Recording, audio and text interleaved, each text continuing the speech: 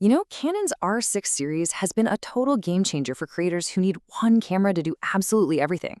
We're talking amazing photos and powerhouse video.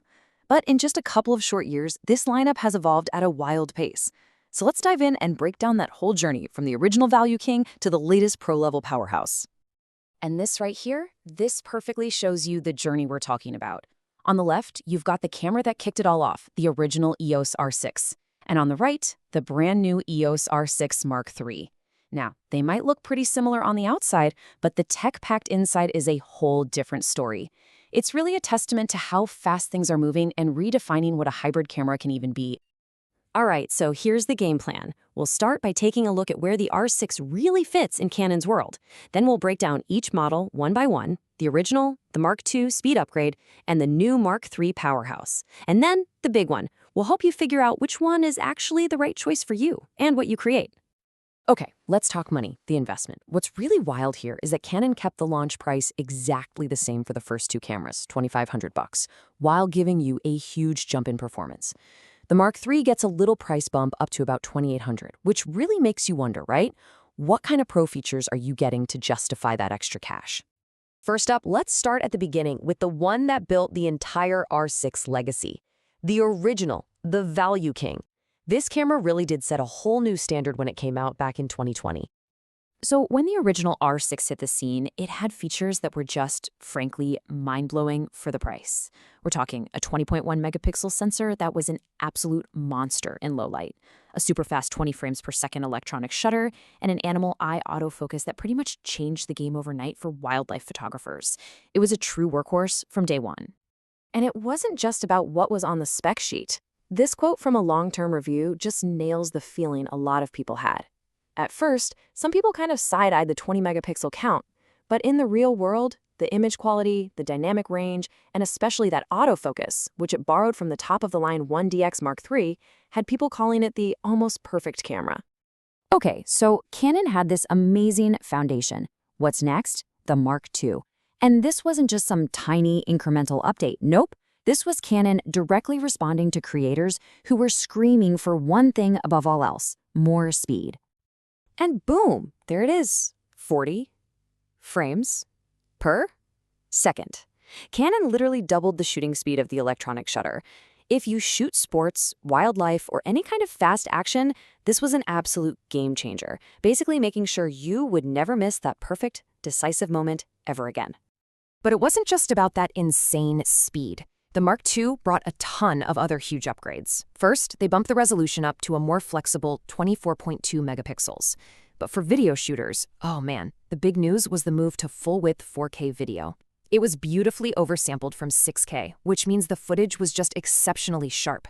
Plus, the autofocus got even smarter. It could now track new things like horses, trains, and planes. This comment from a user on Reddit really says it all. The Mark II became that do-it-all camera that everyone wanted. That combo of raw speed and a smarter, stickier autofocus just took all the guesswork out of shooting, making it a tool you could truly count on for pretty much any job. And that brings us to today, the new beast on the block, the Mark III. And look, this isn't just another upgrade. This is Canon completely redefining what the R6 line is, pushing it right into professional cinema and high-res photo territory. And let's just cut right to the chase. The headline feature? Internal? 7K RAW. I mean, come on. That's a spec you'd expect to find on a dedicated cinema camera that costs thousands and thousands of dollars more. For a filmmaker, this gives you the ultimate control in post-production. You can tweak colors, exposure, even reframe your shot, all without losing quality. It's just a level of control that's unheard of in this class of camera. So the Mark III is just stacked with pro features. You get a big resolution jump to 32.5 megapixels. It adds a CF Express Type B card slot, which, trust me, you're going to need for those massive 7K files, and it means your buffer clears way faster for photos. And beyond just raw video, it adds real pro tools like Canon Log 2 for incredible dynamic range and a full-size HDMI port, which is a huge deal for using external monitors reliably. It also brings in this amazing feature called Open Gate. Now, that sounds super technical, but here's what it means in the real world. You can shoot one video, and from that single clip, you can create a perfect horizontal version for YouTube and a perfect vertical version for Instagram Reels or TikTok. For social media creators, this is a massive, massive time saver. All right, this chart really puts it all into perspective. You can literally see the evolution here. You see that steady climb in megapixels, then that huge leap in speed from the R6 to the Mark II, and then the absolute explosion in video power with the Mark III. And check out that change in card slots. That little detail, that's the key that unlocks everything for the Mark III.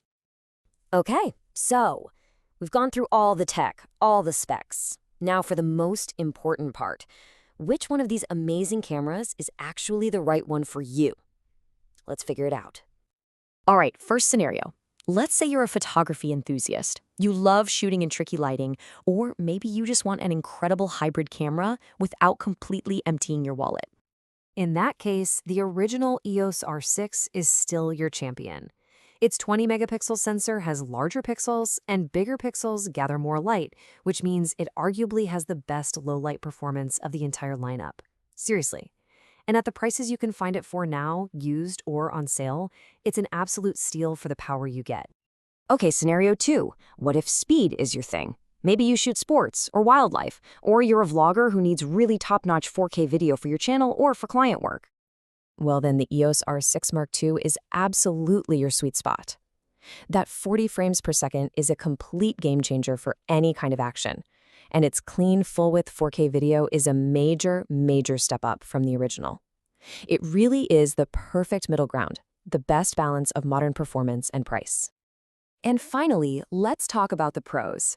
You're a professional hybrid shooter, a content creator who needs maximum firepower, or maybe you're a filmmaker who simply will not compromise on image quality. Then the choice is obvious. It has to be the EOS R6 Mark III. The huge 32.5 megapixel sensor gives you all the cropping freedom in the world for photos. The internal 7K RAW video is a straight-up cinema feature that gives you total control. And that pro workflow with the fast card slot just means you can work faster and more efficiently. This thing is built for people who push their gear to the absolute limit. You know, when you look at the whole R6 line, you really see just how fast this technology is moving. The Mark III, it's not really a photo camera that happens to shoot video anymore. It's something new. It's a single, powerful tool for creating, well, anything. Which leaves us with a pretty cool question to think about. As these lines between photo and cinema just keep getting blurrier and blurrier, what on earth is the next generation of hybrid cameras going to be able to do?